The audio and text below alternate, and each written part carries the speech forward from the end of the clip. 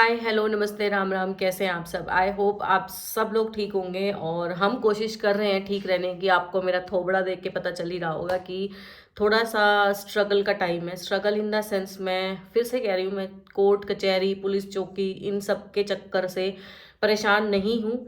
मैं परेशान हूँ जो दिमाग में रात रात भर बातें चलती हैं, लाइक कि अब कल वहाँ जाना है, वहाँ क्या दिखाना है, वहाँ क्या बोलना है, या हमारे साथ क्या हो रहा है, या इस लड़की ने क्या किया। वो वीडियोस 50-50 बार सुनना, 10-10 बार सुनना, फिर उसमें से वो क्लिप्स निकालना।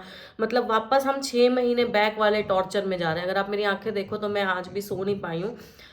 मैं इसको ना एज अ वीक पॉइंट नहीं बता रही कि मैं सो नहीं पाई हूँ। मुझे ये पता है कि एक माँ जब अपने बच्चों को बड़ा करती है ना, तो वो अपनी रातों की पता नहीं कितने महीनों की नींद खो देती है, वो चैन से सो नहीं पाती।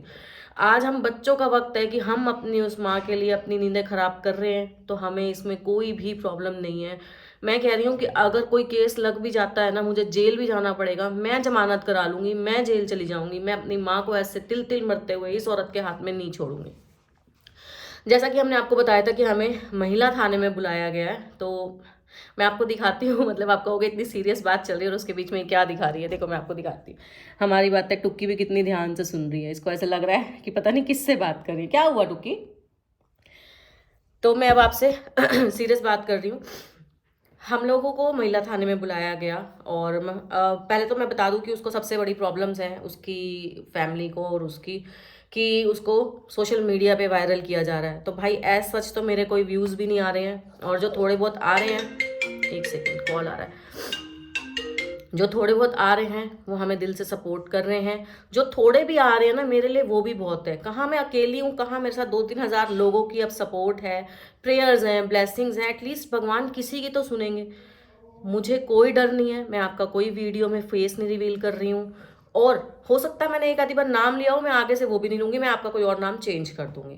तो हालांकि मुझे उसमें भी प्रॉब्लम नहीं है, फ्रीडम ऑफ स्पीच सबको है, कोई भी बात कर सकता है। तो अब आते हैं मेन मुद्दे पे। हम लोग कल महिला थाने में गए। जैसा कि ये मैडम सोचती हैं कि इंदु बजाज अकेली लड़ रही है, हर जगह मेरे अकेले का नाम लिया जाता था। हम लोग वहाँ पे गए तो हमें जाके ना इतना कुछ फेस करना पड़ा कि मैं आपको क्या बताऊँ। लाइक कि ऐसा नहीं कि हमें कोई टॉर्चर किया गया, हमने पुलिस स्टाफ को बहुत कोऑपरेट किया और उन्होंने हमें भी बहुत कोऑपरेट किया। कोऑपरेशन की हद इतनी थी कि मतलब हम लोग वहाँ पे थे, हमें एक भी शब्द उन्होंने बुरा भला नहीं बोला। इनफैक्ट हमसे आराम से ही बात की, हमारी बात भी सुनी। हम में से जिस जिसके ऊपर भी इल्ज़ाम था ना, किसी से भी उन्होंने कोई भी गलत शब्द का इस्तेमाल पुलिस स्टाफ की तरफ से नहीं हुआ। वो इसलिए नहीं हुआ कि जब हम एंटर हुए, उन्होंने उसको लड़की को बुलाया, उस औरत को बुलाया। इसका कोई नाम सोचना पड़ेगा, आप नाम सजेस्ट करना इसमें कि मैं उसको किस नाम से बुलाऊं।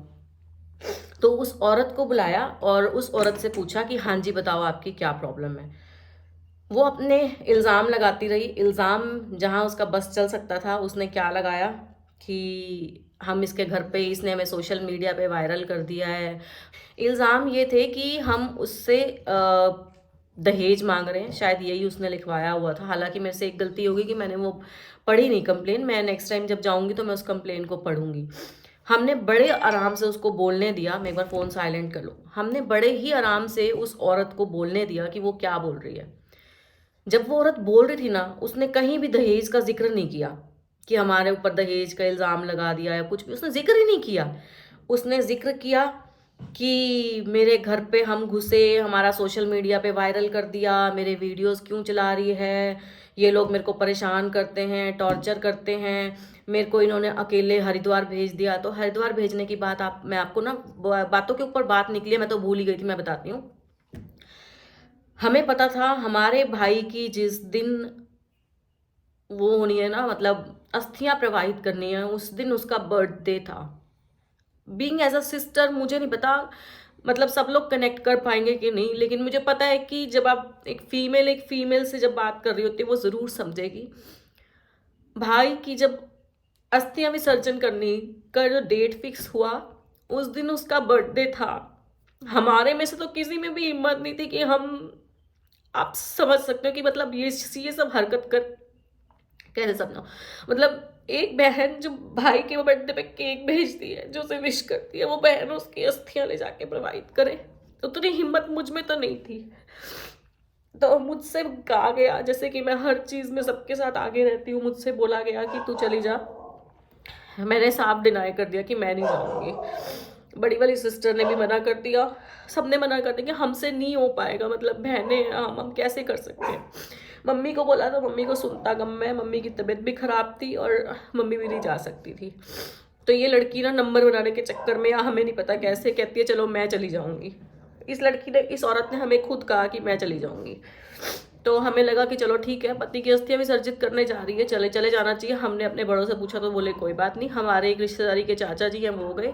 एक चाचा का बेटा जिसने रवि का सारा काम किया था, मतलब अग्नि दी थी, वो गया। और हमने इनको पर्सनल, हालांकि मम्मी की इतनी हैसियत नहीं थी, मम्मी ने पर्सनल एक गाड़ी करा के इनको दी। इस लड़की ने प्रॉपर ऑर्डर चला के हमें बोला मेरे लिए कोल्ड ड्रिंक्स, मेरे लिए दवाइयाँ, मेरे लिए बिस्किट। हमने अपनी तरफ से उस सामान को एक्स्ट्रा ही पैक करा के दिया, खाने पीने के सामान को, कि इसको दिक्कत ना हो। इसने हमसे खुद कहा कि मुझे जाना है।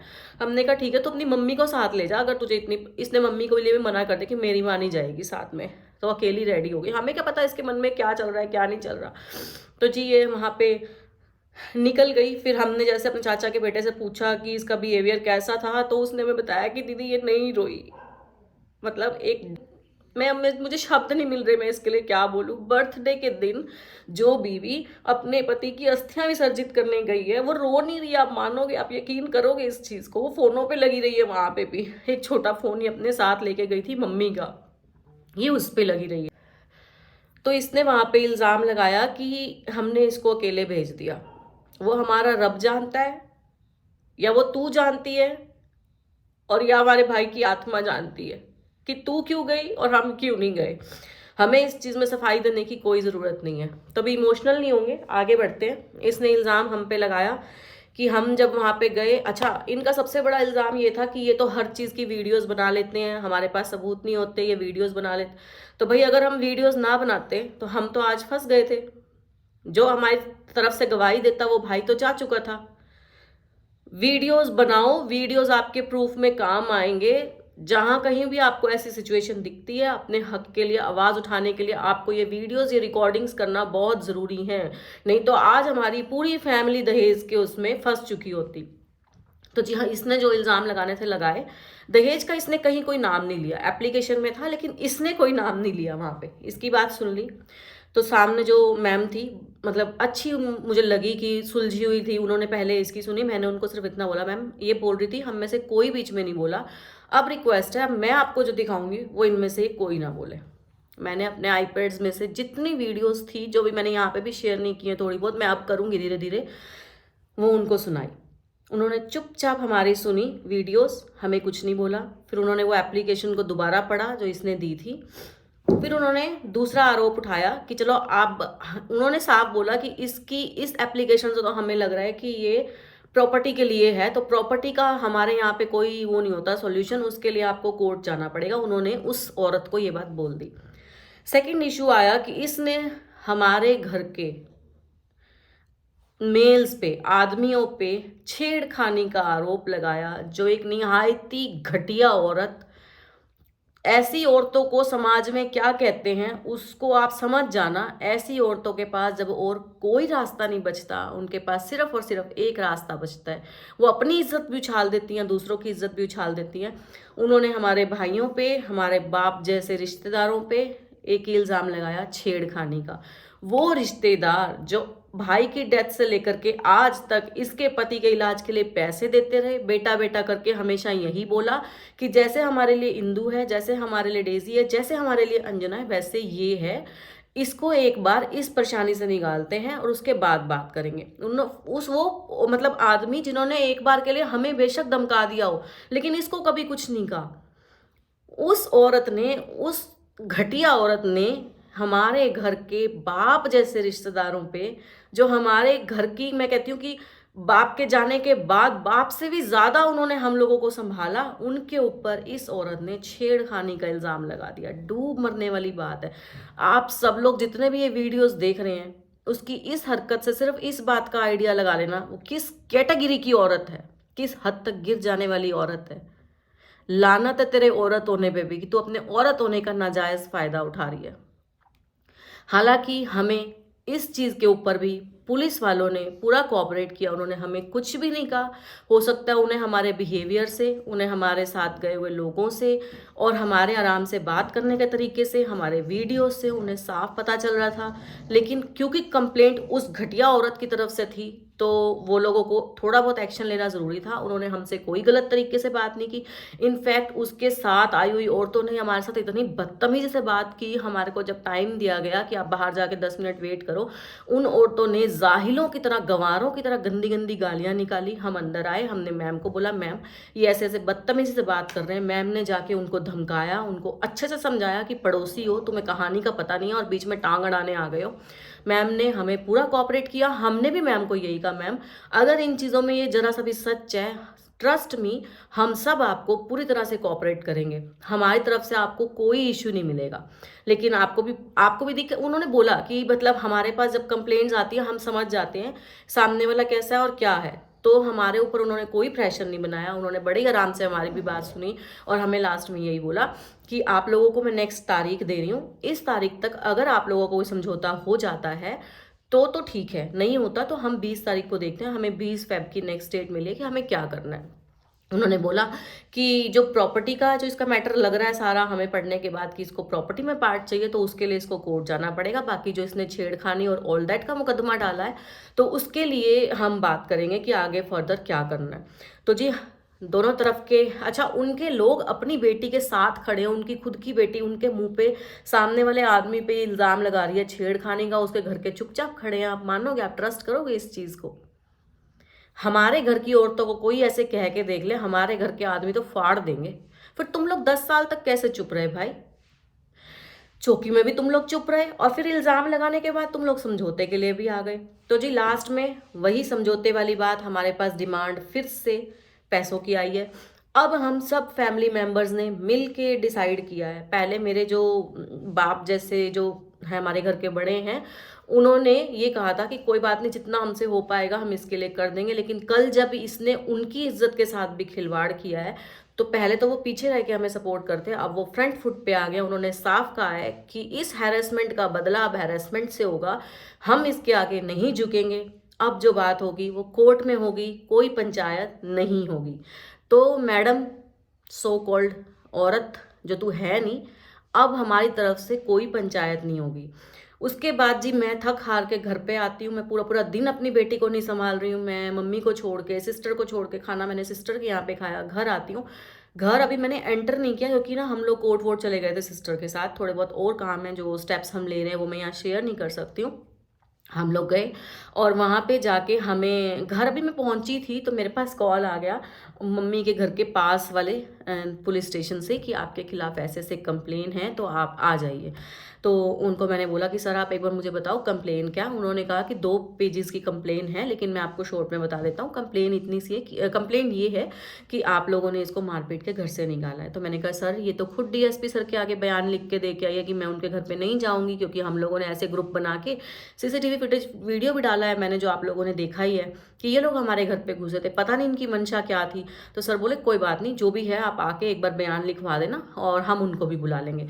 तो अभी मैं आपको बता दूं कि सुबह का टाइम है, 11 बज चुकी है। मेरे को अभी निकलना है बड़ी सिस्टर के घर, उनको लूँगी और फिर मैं सब्जी मंडी चौकी जाऊँगी। अगर इस औरत को ये लग रहा है कि अपनी ऐसी ऐसी हरकतें, आप सिर्फ इस बात से आइडिया लगाना, जब ये औरत, ऐसी औरत हर तरफ से नाकाम हो जाती है ना, जब इनको लगता है हमारे बस में कुछ नहीं रहा, चीज़ें हमारे बस से बाहर जा रही हैं, तो उनके पास सिर्फ एक ही कार्ड रहता है, ये छेड़खानी या रेप का। और ऐसी लड़कियां आदमियों को बर्बाद कर देती हैं। लेकिन हमारे घर के आदमियों तक जाने से पहले मैं फिर कह रही हूँ, तुझे इन 3 बहनों से लड़ना पड़ेगा। 1 नहीं, 2 नहीं, 3 बहनें। तेरा तो यहाँ टिकना मुश्किल है। तू कितने भी इल्ज़ाम लगा ले, कोर्ट कचहरी के चक्कर हम काटेंगे, छाती ठोक के काटेंगे। लेकिन बेटा तेरे को वो तेरी जो तुम मांग रही है ना डिमांड, हमें ब्लैकमेल कर करके, वो तो हम नहीं देंगे, बिल्कुल भी नहीं देंगे।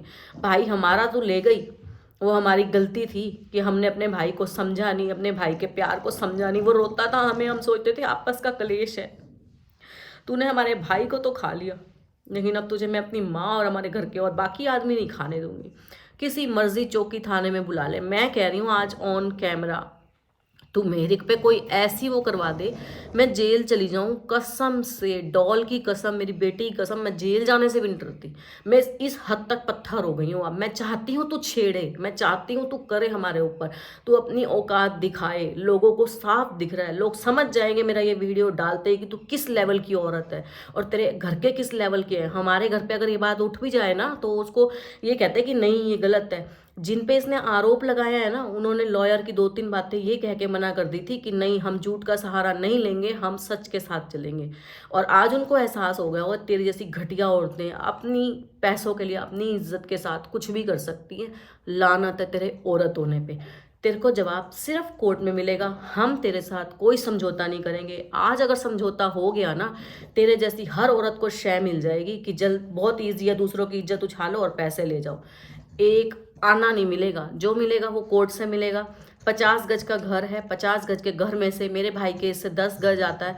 10 गज में से भी 5 गज उसकी माँ के पास जाएगा, 5 गज तेरे पास जाएगा। 5 गज से ऊपर के पैसे तुझे एक आना नहीं दूंगी, समझी? इस चीज़ को याद रखियो। तो ये वीडियो आप सब लोगों के साथ लिए था, जो कि मैंने कहा था कि मैं अपडेट लेके आऊँगी कि मेरे साथ क्या हुआ। हम लोग महिला थाने गए, वहाँ पे क्या हुआ। अभी मैं जा रही हूँ सब्जी मंडी चौकी, वहाँ पे जो भी अपडेट रहेगा वो मैं आपको बता दूंगी। तो ऐसे ही सपोर्ट करते रहिए और अपनी ब्लेसिंग्स, अपनी प्रेयर ज़रूर देना कि मैं इस औरत को फेस करने के लिए अपनी हिम्मत को और बढ़ा पाऊँ। जल्दी मिलूंगी आपसे नई अपडेट के साथ। Till then bye bye, take care. और प्लीज़ वीडियोस को शेयर ज़रूर करना, हर घर तक ये बात जानी चाहिए। ऐसी ही कुछ औरतें समाज में औरतों का नाम खराब करती हैं।